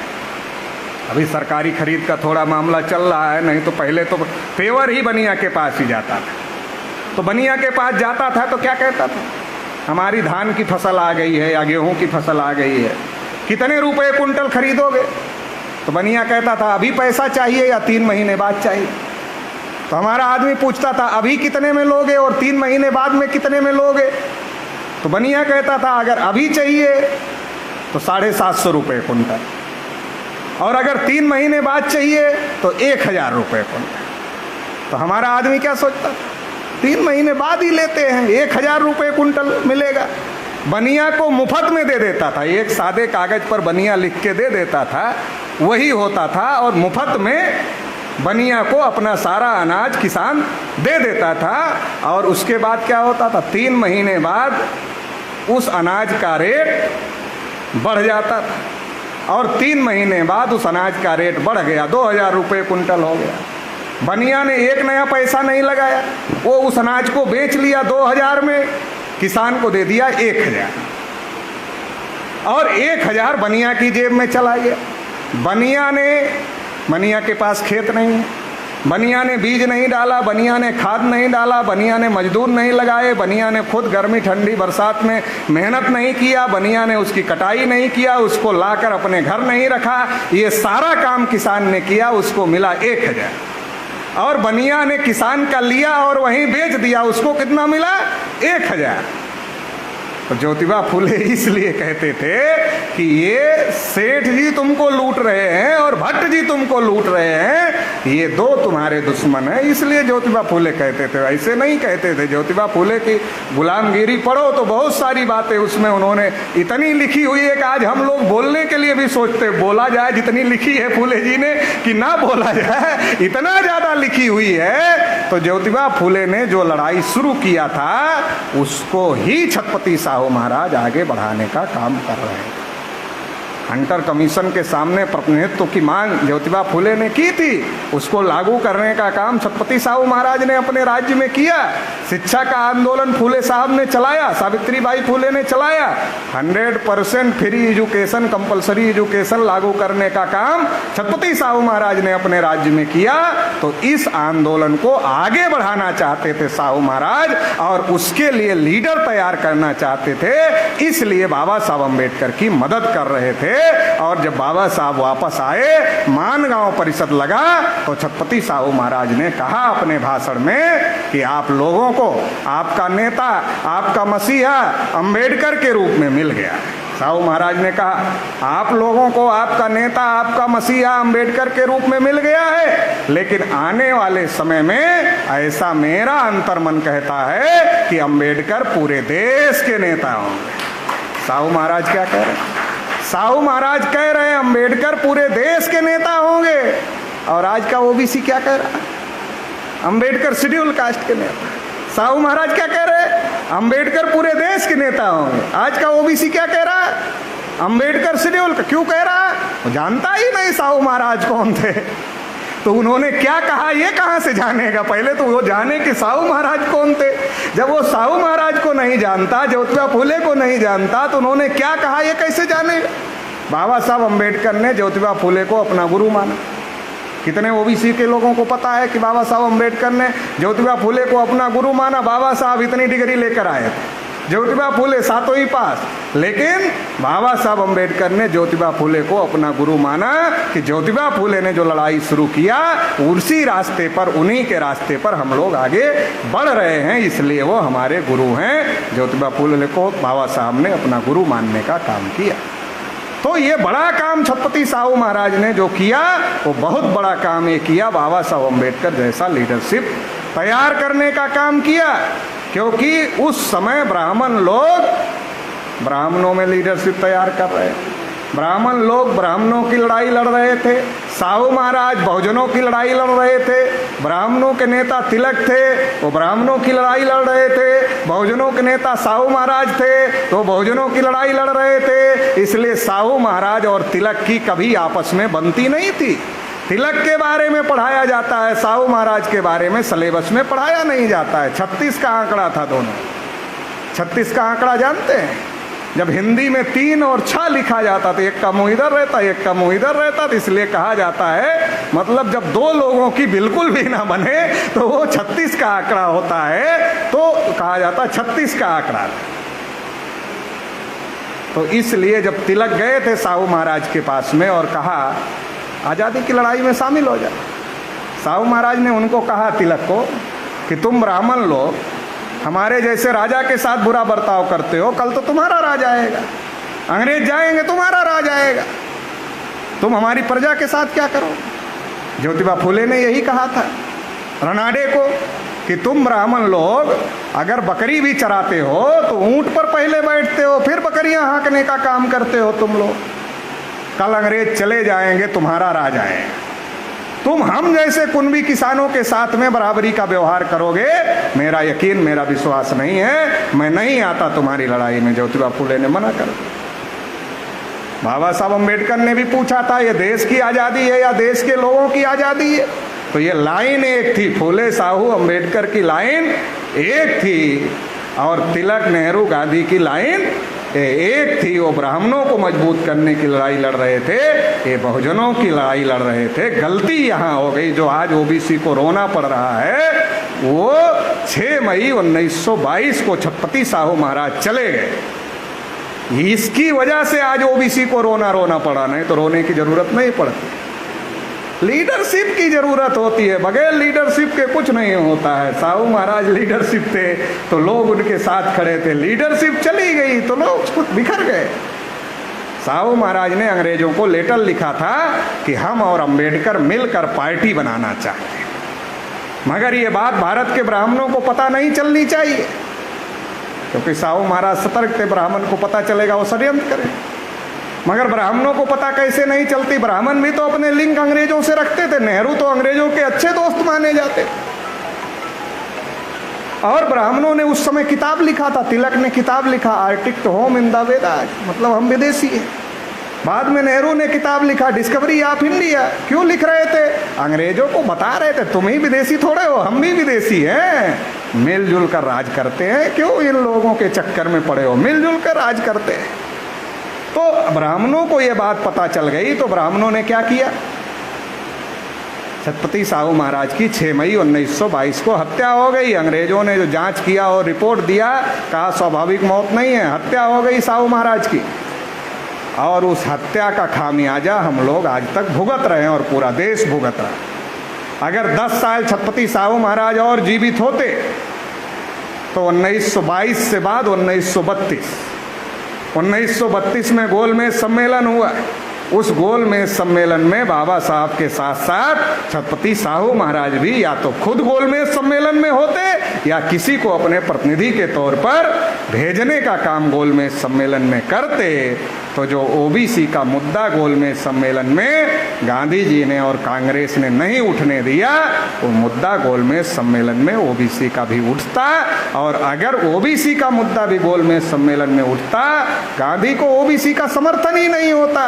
गांधी को तो ओबीसी का समर्थन इसलिए मिल गया क्योंकि ओबीसी का कोई लीडरशिप नहीं था। लीडर विहीन ओबीसी का समर्थन गांधी जी को मिल गया, इसलिए गांधी जी मजबूत हो गए और उस मजबूती की वजह से पूना पैक्ट करने में गांधी जी कामयाब हो गए। और इसलिए शेड्यूल कास्ट के आज जो एमपी एमएलए चुनकर जा रहे हैं वो बोलते नहीं। बाबा साहब ने लिखा है कि ये बोलते ही नहीं, अगर इनको जमहाई ना आए तो ये पार्लियामेंट में मुंह भी ना खोले। तो जमहाई नेचुरल काल है, इसलिए मुंह इनको खोलना पड़ता है, नहीं तो मुंह ना खोले। ये जो पूना पैक्ट हुआ ये होता ही नहीं अगर साहू महाराज। सेपरेट इलेक्टोरेट केवल शेड्यूल कास्ट को नहीं ओबीसी को भी मिलता, साहू महाराज मुद्दा उठाते। क्यों उठाते? क्योंकि साहू महाराज जब जीवित थे उन्होंने अंग्रेजों को सेपरेट इलेक्टोरेट लागू करने के लिए लेटर लिखा था कि सेपरेट इलेक्टोरेट लागू करो, इससे काम नहीं चलेगा। उन्होंने लिखा था कि ये जो नॉमिनेट किए जा रहे हैं लोग, ये ब्राह्मणों की जो ब्यूरोक्रेसी है उसके हाथ का खिलौना बनेंगे। साहू महाराज ने कहा ये जो नामधारी नेतृत्व है ये ब्राह्मणवादी ब्यूरोक्रेसी के हाथ के खिलौने बन जाएंगे, ये सच्चे नेतृत्वकर्ता नहीं हो सकते। सच्चे नेतृत्वकर्ता अगर बनाना है सेपरेट इलेक्टोरेट लागू करो। छत्रपति साहू महाराज ने अंग्रेजों को लिखा था, चिट्ठी लिखा था, बहुत बड़ी चिट्ठी लिखा था इसके लिए। तो जब चिट्ठी उस समय लिखा था तो जब मौका था बोलने का तो क्यों नहीं बोलते गोलमेज सम्मेलन में? तो ओबीसी का भी मुद्दा उठता, एससी का भी मुद्दा उठता और फिर गांधी जी के पास ये समर्थन नहीं होता। और जब गांधी जी के पास ओबीसी का समर्थन नहीं होता तो गांधी जी ओबीसी के हक अधिकारों को, एससी एसटी के हक अधिकारों को खत्म करने लायक नहीं होते। ये जो सारा मामला हुआ ये साहू महाराज के ना होने की वजह से हुआ। फिर भी बाबा साहब ने पूरी ताकत से लड़ाई लड़ी। आज ओबीसी को लगता है बाबा साहब की वजह से हमें क्या मिला। तो सबसे बड़ी बात ओबीसी के लोगों को बताना चाहिए, देश में जो एडल्ट फ्रेंचाइज है, जो वयस्क मताधिकार है, प्रौढ़ मताधिकार है, वो किसी दूसरे की देन नहीं है, वो डॉक्टर बाबा साहब अम्बेडकर की देन है। प्रौढ़ मताधिकार, हर आदमी को जो वोट का अधिकार है, पहले हर आदमी को वोट का अधिकार नहीं था। जो पढ़ा लिखा था, इनकम टैक्स देते थे, सांस्थानिक राजा थे, उनको ही वोट का अधिकार था। और गांधी जी गोलमेज सम्मेलन में भी इस बात को लेकर अड़े हुए थे कि सबको वोट का अधिकार नहीं मिलना चाहिए। लेकिन बाबा साहब अम्बेडकर ने लड़ाई लड़कर सबको वोट का अधिकार दिलवाया। तब लंदन में भी वयस्क मताधिकार लागू नहीं था, जब बाबा साहब ने भारत के लिए वयस्क मताधिकार की लड़ाई जीतने का काम किया। और जब लंदन में लागू करना हुआ अंग्रेजों को, उन्होंने कहा इसके एक्सपर्ट डॉक्टर अम्बेडकर हैं, तो लंदन में लागू करने की जो कमेटी बनी उसमें डॉक्टर अम्बेडकर को मेंबर के तौर पर, एक्सपर्ट के तौर पर अंग्रेजों ने लेने का काम किया। ओबीसी के लोगों को ये गहरी बातें ना कोई बताने वाला है ना समझाने वाला है, इसलिए उनको पता नहीं है। अगर एडल्ट फ्रेंचाइज नहीं होता तो आज कभी नीतीश जी, कभी लालू जी, कभी तेजस्वी जी होते बिहार में, नहीं होते। अगर वोट का अधिकार ही नहीं होता ओबीसी को तो इनकम टैक्स कौन देते थे? उनके लोग देते थे। अगर वोट का अधिकार, वयस्क मताधिकार नहीं मिला होता तो ना हमारे सरपंच होते, ना हमारे डिस्ट्रिक्ट बोर्ड में चेयरमैन होते, ना डिस्ट्रिक्ट बोर्ड के मेंबर होते, ना विधायक सांसद होते, ना मुख्यमंत्री होते, ना प्रधानमंत्री होते। ये जो सारा का सारा करिश्मा हो रहा है, ये सारा करिश्मा एडल्ट फ्रेंचाइज की वजह से हो रहा है, वयस्क मताधिकार की वजह से हो रहा है। और ये लड़ाई बाबा साहब अम्बेडकर ने लड़के भारत के लोगों की, भारत के गुलाम लोगों को लिए एक बहुत बड़ा वरदान देने का काम बाबा साहब डॉक्टर अम्बेडकर ने। संविधान सभा में भी बाबा साहब अम्बेडकर ने ओबीसी की लड़ाई लड़ी। 2-3 लोग जो ओबीसी के जीत कर गए थे वो बोल नहीं रहे थे, तो बाबा साहब ने उनको कहा आप बोलो। उन्होंने बोला तो बाबा साहब अम्बेडकर को आर्टिकल 340 लिखने का मौका मिला और आर्टिकल 340 उन्होंने लिख दिया, क्योंकि सरदार पटेल जी ने कहा अभी आज़ादी नज़दीक है, अगर इस चक्कर में पड़ोगे कि ओबीसी कौन है तो फिर आज़ादी खींचेगी लंबी, आज़ादी के बाद इसको देख लेंगे। सरदार पटेल जी अगर जीवित होते तो देख लेते, मगर जीवित ही नहीं रहे देखने के लिए ज़्यादा दिन तक आज़ादी के बाद में। तो ओबीसी के लिए आर्टिकल 340 बाबा साहब अम्बेडकर ने भारतीय संविधान में लिखा, और जब नेहरू उस पर अमल नहीं कर रहे थे तो डॉक्टर बाबा साहब अम्बेडकर ने अपने कानून मंत्री पद से इस्तीफा दे दिया। आज कोई एमपी, एमएलए, मिनिस्टर ओबीसी के मुद्दे के लेकर इस्तीफा देने के लिए तैयार है? इस्तीफा देने का छोड़ो, बोलता ही नहीं। जिस काम के लिए गया है वहाँ वही नहीं करता, बोलता ही नहीं। इस्तीफा देना तो बहुत बड़ी बात है। तो ये काम बाबा साहब अम्बेडकर ने किया, लेकिन किसको पता है ये काम बाबा साहब अम्बेडकर ने किया? तो ऐसी बहुत सारी बातें हैं जो लोगों को पता नहीं है, और पता ना होने की वजह से लोग हम लोगों के साथ जुड़ नहीं पा रहे हैं। इसलिए फूले साहू अम्बेडकर की जो विचारधारा है, ये विचारधारा ओबीसी के हर घर में पहुंचाना पड़े। क्योंकि देखो ये लड़ाई चल रही है, एक आदमी जहर बांट रहा है, आरएसएस की विचारधारा जहर है, फूले साहू अम्बेडकर की विचारधारा दवा है। जहर की फ्रेंचाइजी कंपनी उनके पास में है, वो हर जगह फ्रेंचाइजी खोल रहे हैं, हर गांव मोहल्ले में जहर की पुड़िया बांट रहे हैं। दवा की फ्रेंचाइजी फूले साहू अम्बेडकर की विचारधारा आपके पास में है, आपको अपनी दवा बांटना है। दवा तो जहर पर भारी ही होती है, लेकिन जहां जहर फैलाया गया है वहां दवा पहुंचाना पड़ेगा, तो पहुंचाने का काम आप लोगों को करना है। अगर दवा पहुंचा दोगे तो ये काम हो जाएगा। एक विषय और रखा गया है कि जाति आधारित जनगणना से क्या जातिवाद बढ़ेगा? क्योंकि टीवी वाले प्रचार कर रहे हैं। जब हमने 25 मई का भारत बंद घोषित किया तो टीवी वालों ने कहना शुरू किया इससे जातिवाद बढ़ेगा। अब पिछड़े वर्ग में जेंटलमैन लोग ज़्यादा हैं। जेंटलमैन लोग समझते हैं आप लोग? पिछड़े वर्ग में जेंटलमैन लोग ज़्यादा हैं, जिनको कार्यक्रम में बुलाओगे नहीं आएंगे, दिन भर टीवी देखते। टीवी वाला जो बोलता है वो ज्ञान लेकर चौराहे पर बांटते हैं, तो ज़्यादा नुकसान करते हैं, क्योंकि वो ब्राह्मण टीवी पर बोलता है और ब्राह्मण की बात सुनकर ज्ञान लेकर वो चौराहे पर बांटते हैं, उससे ज़्यादा नुकसान होता है। तो ऐसे ओबीसी में जेंटलमैन लोगों की संख्या ज़्यादा है। तो हमने सोचा ये जेंटलमैन लोग भी फैलाएंगे कि जाति जनगणना से जातिवाद बढ़ेगा, इसलिए इसको विषय बना करके लोगों को समझा देंगे, तो हमारे लोग इसका जवाब देना शुरू कर देंगे। तो जो ब्राह्मणों की साजिश है जाति जनगणना के खिलाफ में, उसको हम लोग फेल करने का काम कर देंगे। तो जाति जनगणना से जातिवाद कैसे बढ़ेगा? वैसे अभी कम है क्या? पहले तो ये समझना पड़ेगा, इससे ज़्यादा भी कुछ बढ़ जाएगा क्या? जितना है उससे ज़्यादा बढ़ जाएगा क्या? दूसरी बात, जाति जाति के नाम पर देश में कहीं दंगे नहीं है। अगर गिनती से बढ़ने घटने का मामला है तो सबसे पहले तो धर्म के आधार पर गिनती रोक देनी चाहिए। जगह जगह फसाद होते हैं धर्म के नाम। मगर कोई टीवी वाला एंकर नहीं कहता धर्म के आधार पर गिनती रोक दो, उससे ब्राह्मणों को फायदा है, क्यों बोलेंगे रोक। मगर जाति के आधार पर गिनती नहीं होनी चाहिए, जातिवाद बढ़ेगा, ये अफवाह फैलाई जा रही। जातिवाद बढ़ेगा नहीं, बल्कि जाति आधारित गिनती से भारत के लोगों का विकास होगा। भारत के लोगों का विकास होगा तो भारत का विकास होगा, और भारत का विकास होगा तो भारत अपना पुराना खोया हुआ गौरव हासिल कर लेगा। इतना बड़ा मामला है गिनती का, केवल ओबीसी को अधिकार लेने का मामला नहीं है। भारत का जो खोया हुआ गौरव है उसको वापस लेने तक का मामला है गिनती का। कैसे? अभी 3% लोग कब्जा किए हुए। एक परिवार में मान लो 3 लोग हों, एक आदमी मेहनत करे और बाकी सब निठल्ले रहे, परिवार का डेवलपमेंट होगा? नहीं होगा। सब के सब मेहनत करें, सब के सब लोग काम करें, सब के सब लोग पैसा कमाए तो डेवलपमेंट हो। ऐसे ही देश को चलाने का काम 3% लोग कर रहे हैं, 97-98% लोगों को काम ही नहीं दे रहे। देश का डेवलपमेंट कैसे हो? 83 करोड़ लोग भुखमरी और अर्धभुखमरी के शिकार। बहुत सारे लोग मुख्य धारा में जिनको आना चाहिए, मेन स्ट्रीम में आना चाहिए राष्ट्र की, वो अलग थलग पड़े हुए हैं। उनका देश है मगर वो अलग थलग पड़े हुए हैं।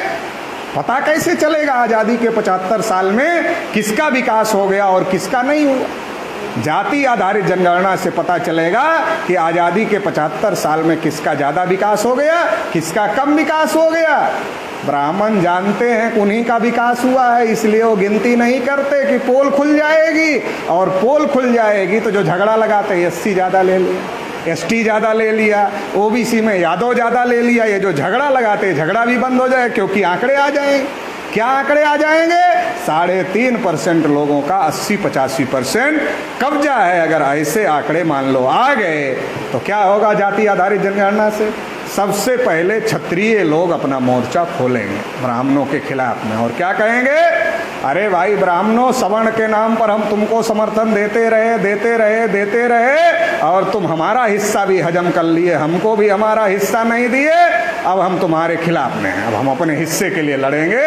पहला मोर्चा जाति जनगणना से क्षत्रियों का खुल जाए, दूसरा मोर्चा वैश्यों का खुल जाए, बोलेगा सबसे ज्यादा पैसे हम देते हैं तुमको, तुम हमको भी हिस्सा नहीं देते, वैश्य मोर्चा खोल देगा। तीसरे नंबर पर मोर्चा ओबीसी का आदमी खोल देगा, बोलेगा हिंदू के नाम पर जहां कहते हो वहां भिड़ जाते, हमको ही हिस्सा नहीं देते, इसलिए अब नहीं आते तुम्हारे पीछे। ओबीसी का आदमी मोर्चा खोल देगा। जो ब्राह्मणों के समर्थन में है 3% के, वो विरोध में खड़े हो जाए, विरोध में खड़े हो जाएंगे। 3 प्रकार की क्रांतियां हो जाए। सामाजिक रूप से ब्राह्मण ऊपर है, जैसे ओबीसी हटेगा नीचे आ जाएगा। धार्मिक रूप से ब्राह्मण ऊपर है, जैसे ओबीसी ऊपर मानना बंद कर देगा नीचे आ जाएगा। राजनीतिक रूप से ब्राह्मण ऊपर है, जैसे ओबीसी ऊपर मानना बंद कर देगा नीचे आ जाएगा। ये जाति आधारित जनगणना से ऊपर से नीचे आ जाएंगे, ये उनको डर लगता है। जातिवाद बढ़ेगा ये मामला नहीं है, ये डर लगता है जितने ऊपर है उतने नीचे जाएंगे। इस डर की वजह से वो जाति जनगणना नहीं कर रहे हैं, और हम क्या हो जाएंगे? हम जाति जनगणना से देश के हुक्मरान हो जाएंगे, देश के शासक हो जाएंगे। वो जाति जनगणना से नीचे आ जाएंगे और उनकी जगह हम पहुंच जाएंगे। ये उनको समझ में आती, हमारे लोग कहाँ आते? हमारे लोग बहुत समझाते समझाते अभी आरक्षण तक समझ में आया है, उसके आगे समझ में नहीं आता। तो उनको पूरा समझ में आता है, इसलिए वो विरोध करते हैं। केवल आरक्षण का मामला नहीं है। नरेंद्र मोदी देश के प्रधानमंत्री, वो जानवरों की गिनती कर रहे हैं मगर ओबीसी की गिनती नहीं कर रहे। क्यों नहीं कर रहे? ओबीसी के आदमी हैं, मूर्ख से मूर्ख के आदमी के हाथ में कुल्हाड़ी दे दो और कहो मार लो, अपने पैर पर मारेगा? बोलेगा मूर्ख जरूर हैं, इतने मूर्ख थोड़े ही एक अपना पैर अपने हाथ से काट ले। तो नरेंद्र मोदी जी तो मूर्ख हैं नहीं, देश के प्रधानमंत्री हैं। अब देश के प्रधानमंत्री को आप मूर्ख कैसे कह सकते हो? कह सकते हो, देश के प्रधानमंत्री को मूर्ख नहीं कहा जा सकता। तो नरेंद्र मोदी जी देश के प्रधानमंत्री हैं तो मूर्ख तो कहा नहीं जा सकता, मूर्ख हैं भी नहीं। फिर गिनती क्यों नहीं हो रही? कोई मजबूरी होगी, क्यों नहीं हो? मजबूरी क्या है? नरेंद्र मोदी को प्रधानमंत्री बनाने का काम आरएसएस के लोग, आरएसएस के लोग गिनती नहीं होना चाहिए, क्योंकि आरएसएस ब्राह्मणों का संगठन है। उनको पता है गिनती होने से क्या होगा और गिनती नहीं होने से क्या हो रहा है, उनको पता है। किसी भी स्थिति में वो गिनती नहीं होने देना चाहते। तो सरकार जब बनाया आरएसएस के लोगों ने, तो चलाएंगे भी तो आरएसएस के लोग। तो नरेंद्र मोदी का तो मुखौटा लगाया कि ओबीसी के लोग देखे हमारा आदमी है, वोट दे दो, और पीछे से काम आरएसएस के लोग कर। जब ये मुद्दा हम लोगों ने उठाया तो मोहन भागवत ने बयान दिया कि हम सरकार के डे टू डे के काम में कोई हस्तक्षेप नहीं करते, डे टू डे के काम में हस्तक्षेप नहीं करते। ये बयान इस बात का सबूत है कि कभी कभी हस्तक्षेप करते हैं, और वो कभी कभी कब करते हैं, जब ओबीसी का मामला आए, एससी एसटी का मामला आए, माइनॉरिटी का मामला आए, तो ही हस्तक्षेप करते हैं। रोज रोज हस्तक्षेप नहीं करते हैं। तो इससे भी ये बात साबित हो गई, मोहन भागवत ने खुद ही एक्सेप्ट कर लिया कि हम नीतिगत मामलों में सरकार में दखलंदाजी करने का काम कर रहे हैं। तो इसलिए नरेंद्र मोदी ओबीसी होकर ओबीसी के खिलाफ सारे फैसले ले रहे हैं। 314 ओबीसी के बच्चे यूपीएससी की परीक्षा पास किए थे, उनकी नियुक्ति रोक दिया। आईएएस बन रहे थे, रोक दिया नियुक्ति। स्कॉलरशिप बंद हो गई है, बैकवर्ड क्लास की, शेड्यूल क्लास की, शेड्यूल ट्राइब की, सबकी स्कॉलरशिप बंद हो गई, ना के बराबर आ रही। बजट में एक नया ओबीसी को नहीं दिया। गिनती के लिए तो सुप्रीम कोर्ट में एफिडेविट लगा दिया, क्योंकि महाराष्ट्र सरकार सुप्रीम कोर्ट गई थी कि या तो गिनती करो अब की जनगणना में, या तो जो 2011 में जो सर्वे किए गए थे उसके आंकड़े दे दो। सरकार ने एफिडेविट दिया सुप्रीम कोर्ट में, ना आंकड़े देंगे ना ही गिनती करें। बिहार में भी जनगणना करने की बात चल रही। बिहार के लोगों को समझने की ज़रूरत है थोड़ा इस बारे में, नहीं समझेंगे तो धोखा खा जाएंगे। संविधान में जो जनगणना का विषय है, सेंसस एक्ट 1948, तो संविधान में 3 प्रकार के विषय। एक स्टेट का विषय, राज्य क्या क्या काम कर सकता है। एक सेंट्रल का विषय, केंद्र सरकार क्या क्या काम कर सकती है। और एक कॉमन विषय है, दोनों मिलकर क्या क्या काम करें। तो जो सेंसस का विषय है, जो जनगणना का विषय है, वो सेंट्रल गवर्नमेंट का विषय है, स्टेट गवर्नमेंट का विषय संविधान में नहीं है। इसलिए स्टेट गवर्नमेंट सर्वे करती है। जो नीतीश जी ने आर्डर निकाला वो भी सर्वे का है, जनगणना मुंह से बोल रहे हैं। एक्चुअल आर्डर सर्वे का है, देख लेना आर्डर। एक्चुअल आर्डर सर्वे का है, जनगणना मुंह से बोल रहे हैं, जनगणना करा रहे हैं। जैसे मनमोहन सिंह ने सोशियो इकोनॉमिक सर्वे कराया था, वैसे ये राज्य लेवल पर सोशियो इकोनॉमिक सर्वे करा रहे हैं। मगर क्या इस सर्वे को सेंट्रल गवर्नमेंट मानेगी? बिल्कुल नहीं मानेगी। और अगर इस सर्वे के आधार पर कोई योजना बनाई और मामला सुप्रीम कोर्ट और हाई कोर्ट में गया, तो क्या ये जरूरी है कि ये सर्वे सुप्रीम कोर्ट और हाई कोर्ट में टिकेगा? इसकी भी संभावना कम है, क्योंकि वहाँ भी वही लोग बैठे हुए हैं। तो कुल मिलाकर हम ये बात कहना चाहते हैं कि स्टेट गवर्नमेंट के करने ना करने से कोई फर्क पड़ने वाला नहीं है। सबको मिलकर सेंटर पर दबाव बनाना पड़ेगा। सेंटर गवर्नमेंट गिनती करे, इसके लिए दबाव बनाना पड़ेगा। 25 मई को हमने भारत बंद किया था, तो अजान प्रकरण से लेकर हिजाब प्रकरण से लेकर पता नहीं कितने प्रकरण आ गए, और नूपुर शर्मा प्रकरण तक जाकर के वो मामला शांत हुआ। तो जब ओबीसी के मुद्दे आते हैं तो हिंदू मुसलमान के मुद्दे शुरू हो जाते हैं, क्योंकि ब्राह्मणों को पता है कि ओबीसी के ऊपर 2 नशा बहुत ज़्यादा है। सबसे बड़ा नशा धर्म का नशा है। तो जब ओबीसी का मुद्दा आए तो धर्म का मुद्दा छेड़ दो, ओबीसी अपना मुद्दा छोड़ देगा, धर्म के मुद्दे में चला जाएगा। जैसे मंडल के समय में कमंडल में चला गया। आज विनय कटियार, कल्याण सिंह, उमा भारती, परवीर तोगड़िया को कोई पूछ रहा है टीवी में इनकी कोई खबर आती है? कोई खबर नहीं आती। इस्तेमाल करो और फेंक दो। इनका इस्तेमाल किया और फेंक दिया, अब इनकी टीवी में कोई खबर नहीं आती है। ओबीसी के लोगों को जाना था दिल्ली घेरने के लिए, उनके साथ धोखा हुआ था। 52 को 27 मिला, 27 में क्रिमिनल लगा, मंडल की केवल 1 सिफारिश लागू हुई, बाकी लागू नहीं हुई। टोटल धोखा था। दिल्ली घेरना चाहिए था संसद, ब्राह्मणों ने सोचा संसद घेरेंगे, देना पड़ेगा, बाबरी मस्जिद घेरवा दो। जिनको संसद घेरना था वो बाबरी मस्जिद घेरने चले गए और 6 दिसंबर 1992 को बाबरी मस्जिद गिरा दिया। अब मंदिर बन रहा है, ट्रस्ट में एक भी ओबीसी के आदमी को नहीं रखा, एक भी ओबीसी के आदमी को ट्रस्ट में नहीं रखा। हमने कहा दूसरे ओबीसी वाले अच्छे वाले नहीं होंगे, विनय कटियार तो बढ़िया वाले हैं, कल्याण सिंह बढ़िया वाले थे, उमा भारती बढ़िया वाली हैं, प्रवीण तोगड़िया बढ़िया वाले हैं, रितंबरा बढ़िया वाली हैं, इनको रख लेते, दूसरे को ना रखते। बड़ी लड़ाई इन लोगों ने, मगर एक भी ओबीसी को नहीं रखा, क्योंकि ओबीसी का इस्तेमाल करो और फेंक दो, इस्तेमाल करके फेंक देने का कार्यक्रम वो लोग कर रहे हैं। तो ये धर्म के नाम पर जब हमने गिनती का मामला शुरू किया, कर्नाटक से हिजाब विवाद शुरू किया, मुसलमानों ने प्रतिक्रिया नहीं दिया, ब्राह्मणों ने सोचा मुसलमान प्रतिक्रिया नहीं दे रहे हैं, ओबीसी हिंदू बन नहीं रहा है, मामला बन नहीं रहा है, दूसरा मुद्दा उठाना चाहिए। फिर अजान का मामला उठाया, बजरंग दल वालों को कहा जहां मस्जिद में अजान बजती है उसके सामने हनुमान चालीसा बजाओ, फिर भी मुसलमान नहीं बोले। फिर ब्राह्मणों को लगा अरे यार मुसलमान बोल नहीं रहे हैं, ओबीसी हिंदू बन नहीं रहा है, जब मुसलमान बोलेंगे तभी ओबीसी हिंदू बनेगा। फिर काशी मथुरा का मामला उठाया, फिर मुसलमान चुप रहे। ब्राह्मणों ने सोचा मजा नहीं आ रहा, मुसलमान बोल नहीं रहे, तब तक हिंदू मुसलमान होगा नहीं, जब तक हिंदू मुसलमान होगा नहीं तब तक ये मुद्दा डाइवर्ट होगा नहीं। तो इतने में भारत बंद हो गया, नीतीश जी ने बोला हम भी करेंगे और लोगों ने बोला हम भी करेंगे। तो ब्राह्मणों ने सोचा मामला आगे बढ़ रहा है, कोई बड़ा काम करना होगा, तो नूपुर शर्मा को कहा मोहम्मद साहब के ऊपर टिप्पणी कर दो, हम देख लेंगे, तुम्हारा कोई कुछ बिगाड़ नहीं पाएगा। तो नूपुर शर्मा ने टिप्पणी कर दिया, पूरी दुनिया में भारत की बदनामी होगी। मतलब आपको अधिकार ना मिले, भले देश की बदनामी पूरी दुनिया में हो जाए। और आप क्या कहते हो, राष्ट्रभक्त, और वो क्या कहते हैं, हम राष्ट्रभक्त। आपको अधिकार ना मिले इसके लिए पूरी दुनिया में भारत की बदनामी करवा दिया। और आपको क्या बताते हैं, हम राष्ट्र के लिए लड़ रहे हैं।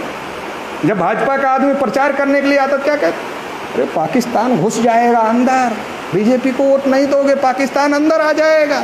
अरे हमने कहा भाई पाकिस्तान से गांव का आदमी लड़ेगा या वहां जो मिलिट्री लगी है वो लड़ेगी? गांव में आके समझा रहे हो, पाकिस्तान से तो वहां जो मिलिट्री लगी है वो मिलिट्री इसीलिए लगी है, जनता ने टैक्स दिया है, उस टैक्स के पैसे से मिलिट्री लगती है, वो इसीलिए लगती है कि देश की रक्षा हो, इसके लिए लगती है। और मोदी की 7-8 साल से सरकार है, पाकिस्तान ने जो जमीन कब्जा किया है जिसको पीओके कहा जाता है, 1 इंच उसकी वापस मोदी जी ले नहीं पाए हैं अभी तक। चाइना अलग से घुस रहा है और बीजेपी वाले नहीं, राष्ट्र को बचाना है, पाकिस्तान घुस जाए। हमारा ओबीसी का आदमी अरे राष्ट्र को बचाना है, जैसे गांधी जी के समय देश आजाद करना है।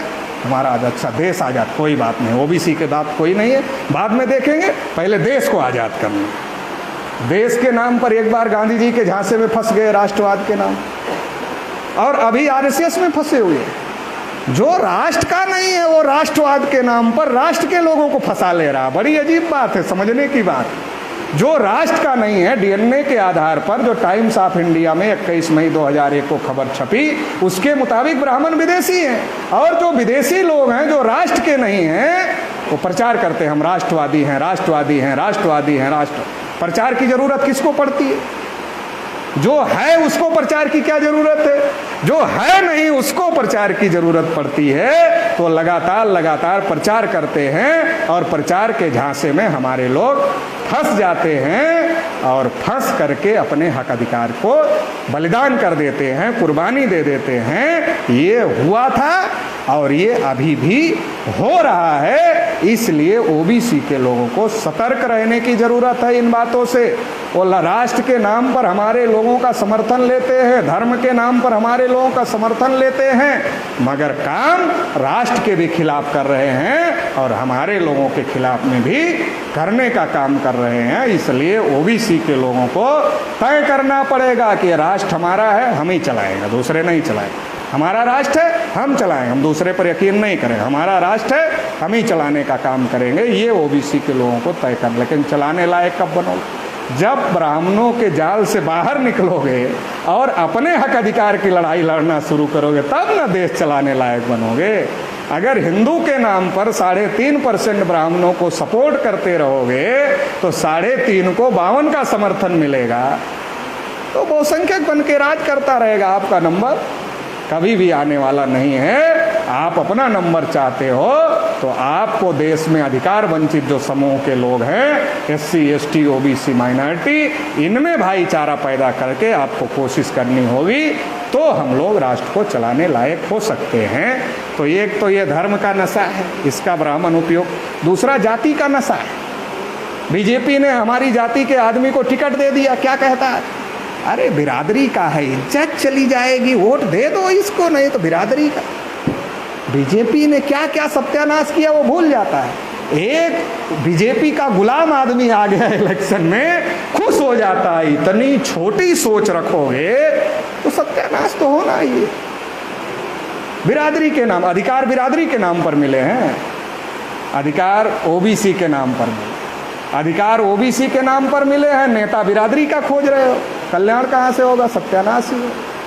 और बिरादरी का नेता बिरादरी में आता क्या कहता है, सारी बिरादरी आगे चली गई, अपनी ही पीछे रह गई, अपनी पीछे रह गई तो आगे ले जाना है। तो आदमी क्या सोचता है, नेताजी आए हैं, अपनी बिरादरी पीछे रह गई है, आगे ले जाना चाहते हैं, नेताजी के पीछे हो जाता है।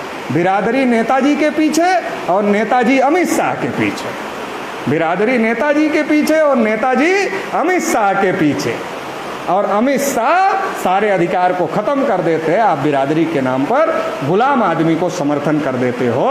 तो इसलिए जाति और धर्म का जो नशा है इसको छोड़ना पड़ेगा और ये तय करना पड़ेगा। आज किसान अधिकार वंचित है, ओबीसी अधिकार वंचित है, SC ST अधिकार वंचित है, क्यों है? क्योंकि वो किसान बन के वोट नहीं देता, वो ओबीसी बन के वोट नहीं देता, वो SC ST बन के वोट नहीं देता, वो या तो धर्म का आदमी बन के वोट देता है या तो जाति का आदमी बन के वोट देता है। इसलिए उसका सत्यानाश हो रहा है। जिस दिन ओबीसी SC ST बन के वोट दोगे, जिस दिन किसान बन के वोट दोगे, उस दिन तुम्हारे साथ तुम्हारा कल्याण हो जाएगा। तो ये करने की जरूरत है। जो हमारे हक की लड़ाई लड़ेगा, जो हमारे मुद्दे की लड़ाई लड़ेगा, उसके समर्थन में खड़े होंगे। बिरादरी को नेता नहीं मानेंगे, जो लड़ाई लड़ेगा उसको नेता मानने का काम करेंगे। अगर इस प्रकार से करते हैं तो हमारी लड़ाई मजबूत हो सकती है। नहीं तो मंच से बोलेंगे 52% और बाहर जाएंगे तो बिरादरी हो जाएंगे। मंच से 52% है, ओबीसी का हाल यही है। जब मंच पे खड़ा होता है ना, हम 52%, और जब उधर सड़क पे खड़ा होता है ना, कार्यक्रम खत्म होने के तुरंत बाद यादव हो जाता है, कुर्मी हो जाता है, मौर्य हो जाता है, कुशवाहा हो जाता है, तमाम बिरादरी हो जाता है। यहाँ 52%, वहाँ जाते ही खत्म हो जाता है 52%। तो इससे काम बनने वाला नहीं है। इससे अभी तक सत्यानाश हुआ है, आगे भी होगा। इसमें सुधार करने की जरूरत है। आखिरी बात कहकर अपनी बात समाप्त। आप नई साइकिल, नई मोटरसाइकिल, नई कार खरीदते हो, दूसरे को चलाने के लिए देते हो, कहते हो खराब कर देगा, इसका थोड़े ही है, खराब कर देगा ये। तो देश क्यों दे दिया दूसरों को चलाने? विधायिका पर कांग्रेस बीजेपी ब्राह्मणों का कब्जा, कार्यपालिका में 80% ब्राह्मणों का कब्जा, न्यायपालिका में ब्राह्मणों का कब्जा, मीडिया में ब्राह्मणों का कब्जा। देश हमारा, चला रहे हैं ब्राह्मण। देश हमारा है और चला रहे हैं ब्राह्मण। साइकिल, मोटरसाइकिल, कार आप दूसरे को चलाने के लिए नहीं देते, देश आपने दूसरे को चलाने के लिए दे दिया। इसलिए देश के टुकड़े टुकड़े हो गए, इसलिए देश बैकवर्ड हो गया। एक समय था जब गौरव था, केवल बिहार का गौरव नहीं था, पूरे देश का गौरव था नालंदा यूनिवर्सिटी। पूरी दुनिया के लोग गर्व करते थे कि वो नालंदा में पढ़ते हैं। आज आप क्या गर्व करते हो? हमारा आदमी कोलंबिया में पढ़ता है, आप ये गर्व करते हो। दुनिया के लोग गर्व करते थे कि वो नालंदा में पढ़ते। गौरव चला गया हमारा। अफगानिस्तान के आगे तक जो भारत था, अखंड भारत, वो गौरव था हमारा, चला गया हमारा गौरव। 33% GDP थी अशोक के समय में भारत की, वो गौरव चला गया हमारा। ये गौरव क्यों चला गया? क्योंकि हमने दूसरों पर विश्वास कर लिया, देश हमारा है। अरे जब साइकिल, मोटरसाइकिल, कार दूसरे को नहीं देते तो देश आपका है, तो आप उसकी कमान संभालोगे तो खोया गौरव फिर से लाया जा सकता है, भारत को फिर से विश्व गुरु बनाया जा सकता है, फिर से सोने की चिड़िया बनाया जा सकता है, और फिर से अखंड भारत भी बनाया जा सकता है। जहाँ जितना था उतना बनाया जा सकता है। अगर अमेरिका का संग हो सकता है, रूस का संग हो सकता है, भारत का संग क्यों नहीं हो सकता? भारत का भी हो सकता है और अखंड भारत पूरा बनाया जा सकता है। ये सारा काम करने के लिए आंदोलन चल रहा है। केवल आरक्षण लेने के लिए आंदोलन नहीं चल रहा। हम जीवन भर आरक्षण लेना भी नहीं चाहते, आरक्षण देने वाला बनना चाहते हैं। केवल लेने वाला बनना नहीं चाहते, देने वाला बनना चाहते हैं। आने वाले समय में ये सारा काम हम लोगों को करना है। इसके लिए जागृति का अभियान, तैयारी करने का अभियान चल रहा है। 28 नवंबर को जाति जनगणना सहित 10 मुद्दों को लेकर फिर से भारत बंद होगा। उसकी तैयारी आपको करना है। एक और बात, कल कानपुर में वामन मेश्राम साहब का कार्यक्रम था। ब्राह्मण अधिकारी और ब्राह्मण संगठनों ने मिलकर के उस कार्यक्रम को रोकने का काम किया। कल से लेकर आज तक उत्तर प्रदेश में आंदोलन चल रहा है। कल पूरे उत्तर प्रदेश में धरना प्रदर्शन था और आज उत्तर प्रदेश बंद था। 1 सितंबर को भारत बंद करेंगे। क्यों करेंगे? ये आर्टिकल 19 के मौलिक अधिकारों पर हमला है। एक तरफ आज़ादी आज़ादी चिल्ला रहे हो, 75 साल हो गए, दूसरी तरफ बोलने भी नहीं देना चाहते। एक तरफ आज़ादी की बात कर रहे हो, 75 साल हो गए, अमृत महोत्सव मना रहे, दूसरी तरफ बोलने नहीं देना चाहते। अरे कुछ गलत बोले आप कार्रवाई करो, मगर बोलने से पहले ही नहीं बोलने देंगे, ये कौन सी आज़ादी है? आज़ादी के 75 साल में बोलने नहीं देंगे, उसके पहले ही रोक दें। अरे हम बोल रहे हैं, हम गलत बोले, तुम निकालो संविधान के तहत क्या गलत बोले, कार्रवाई करो। पता है तुमको गलत तो बोलते नहीं है, वामन मेश्राम जी सबूतों के साथ ही बोलते हैं। इसलिए तुम बोलने नहीं देना चाहते, तो अब इसे बर्दाश्त नहीं किया जाएगा किसी भी स्थिति में। ये अब व्यक्ति की आज़ादी पर हमला है और अब व्यक्ति की आज़ादी के बगैर लोकतंत्र नहीं हो सकता। और संविधान में अब व्यक्ति की आज़ादी आर्टिकल 19 में मौलिक अधिकार है, तो ये संविधान पर हमला है, लोकतंत्र पर हमला है, इसलिए इसे बर्दाश्त नहीं किया जाएगा। 1 सितंबर को भारत बंद होगा। जितने पुलिस अधिकारियों ने ये गलत काम किया है उनको निलंबित किया जाए, उनके खिलाफ SC ST एट्रोसिटी एक्ट के तहत कार्यवाही किया जाए, और जिन ब्राह्मण संगठनों ने इसको रोकने का काम किया है उनके ऊपर भी कार्यवाही किया जाए। नहीं होगा तो 1 सितंबर को पूरी ताकत के साथ भारत बंद होगा। राष्ट्रीय पिछड़ा वर्ग मोर्चा भी पूरे देश भर में, पूरे उत्तर प्रदेश में ताकत के साथ शामिल है और पूरे देश भर में 1 सितंबर के भारत बंद में पूरी ताकत के साथ शामिल रहेगा। इसलिए आप लोगों को भी कहना चाहते हैं, क्योंकि पूरे बिहार के लोग यहाँ आए हैं, तो एक बार में ही आप लोगों को, सारे लोगों को बता देना चाहते हैं कि अभी से जाकर 1 सितंबर के भारत बंद की तैयारी करना है। क्योंकि आज वामन मेश्राम को रोका है, कल विकास पटेल को रोकेंगे, परसों किसी और को रोकेंगे, नरसों किसी और को रोकेंगे, तो इसे बर्दाश्त नहीं किया जाएगा। बीमारी बढ़े उसके पहले ही इलाज कर देना ज़्यादा जरूरी होता है। इसलिए 1 सितंबर को बड़ा भारत बंद करेंगे, संविधान के दायरे में रह करके बड़ा भारत बंद और ऐतिहासिक भारत बंद करेंगे। आप लोग इस लड़ाई में साथ सहयोग देंगे, ऐसी आशा और उम्मीद के साथ आप लोगों ने मुझे सुना, इसके लिए आभार, धन्यवाद। जय मुल्ला। बहुत बहुत धन्यवाद। जो अभी आप लोगों ने सारे विषयों पर माननीय चौधरी विकास पटेल राष्ट्रीय अध्यक्ष राष्ट्रीय पिछड़ा वर्ग मोर्चा का सुना, और साहब ने आह्वान भी किया यहाँ ओबीसी को कि 1 सितंबर जो 22 को भारत बंद होने जा रहा है, इसको पूरी शक्ति के साथ हम बिहार के सभी संगठन के साथ ही ऐतिहासिक भारत बंद करेंगे। मैं प्रभारी महोदय, बोलिए थोड़ा। और इस आंदोलन को चलाने के लिए, राष्ट्रव्यापी जन आंदोलन चलाने के लिए जो व्यक्तिगत रूप से जो साथी पे बैक टू द सोसाइटी जन आंदोलन निर्माण निधि देना चाहते हैं, वो डैश पर आए वो और नाम दर्ज करवाए। गोरख जी थोड़ा आइए, हम थोड़ा साहब को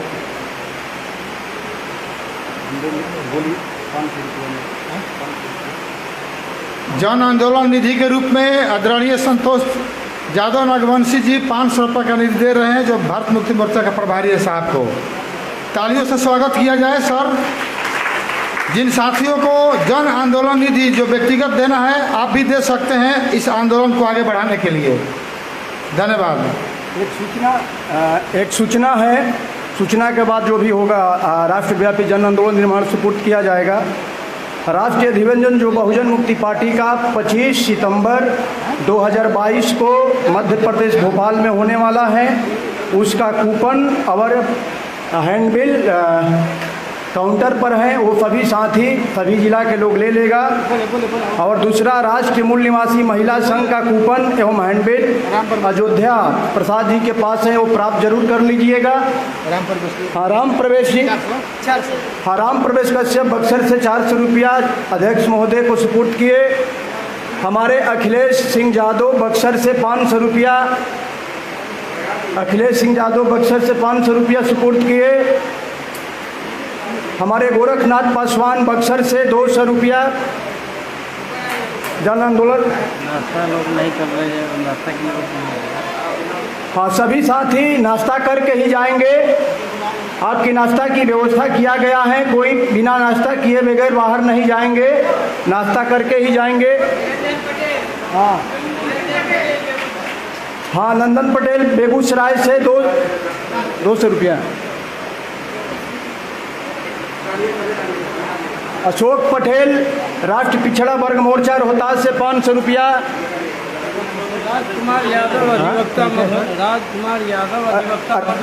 राजकुमार यादव अधिवक्ता मधुबनी 500 रुपया अध्यक्ष महोदय को सुपुर्द कर रहे हैं। हाँ, क्या कितना है, कितना है, क्या नाम है? सत्येंद्र शर्मा 100 रुपया अध्यक्ष महोदय को सुपुर्द कर रहे हैं।